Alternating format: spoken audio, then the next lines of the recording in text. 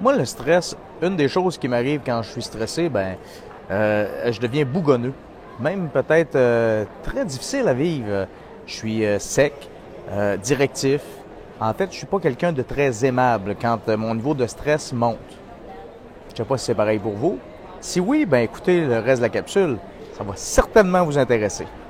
Je me présente, Martin Savoie, entrepreneur, conteur, conférencier. Moi, j'aide les gens à vivre leur légende pour attirer le bonheur. Une des façons de vivre sa légende, bien sûr, c'est d'essayer de vivre avec ce stress-là qui arrive à tous les jours. Je vous raconte quelque chose qui m'est arrivé, puis je vous donne comme truc, déjà que le stress, si on veut pas l'avoir pour nous tout seul, si on veut être plus agréable, si on veut que la vie soit plus belle, il faut le partager, ce stress-là. Et je vous explique comment le partager. Aujourd'hui, on est à l'aéroport.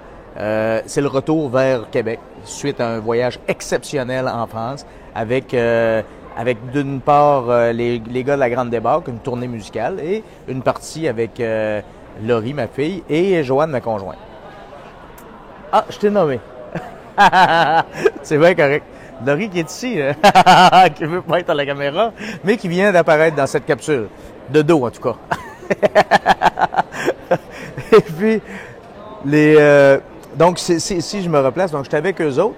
Et quand on est revenu, aujourd'hui, c'est le retour.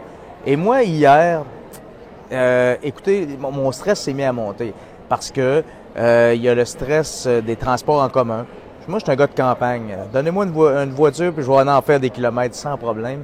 Mais avec les transports en commun, le train, le RER ici à Paris, les métros, de savoir exactement qu'est-ce que je devais prendre, où je devais aller, ça me stressait énormément. Pour pas manquer l'avion, bien sûr. Hein. On sait que c'est toujours l'étape ultime. Puis il y a toutes ces phases de stress-là. Donc le transport pour se rendre à l'aéroport, est-ce qu'on va trouver les bons liens? Est-ce qu'on va arriver à l'heure? Est-ce qu'il y aura des retardements? En plus, ici en France, la tension est quand même assez présente au niveau des syndicats. Donc, on écoutait aux nouvelles avant de partir qu'un train sur 3 ou sur 4 ne fonctionnerait pas aujourd'hui. Donc, tout ça a alimenté mon stress. Et en plus, le poids des bagages, de se promener dans le train avec tous nos bagages aussi, c'était aussi un stress supplémentaire. Donc, auparavant, ce qui serait arrivé, parce que c'est ce que je faisais, j'aurais tout pris ça sur mes épaules. Et je me serais donné la mission d'amener les gens à bon port. Et ça aurait fait, par contre, malheureusement, que je devenais complètement invivable. Donc, avec un très mauvais caractère, comme je vous l'expliquais au début. Hier, j'ai décidé de mettre en application un truc qui m'avait été donné et que je peux maintenant vous recommander parce qu'il est exceptionnel. Hier, je me suis rendu un peu plus vulnérable. J'ai dit à ma conjointe et ma fille que j'étais stressé de ce voyage-là. Donc, j'ai laissé mon ego de côté. Le Superman dit « OK, c'est correct. C'est vrai, je suis stressé, puis je vous le dis. » Et ce que ça a fait, ça fait qu'on a fait ce voyage-là en équipe. Au lieu que ce soit tout sur mes épaules, j'ai distribué mon stress et chacun a pris vraiment la part qui lui revenait.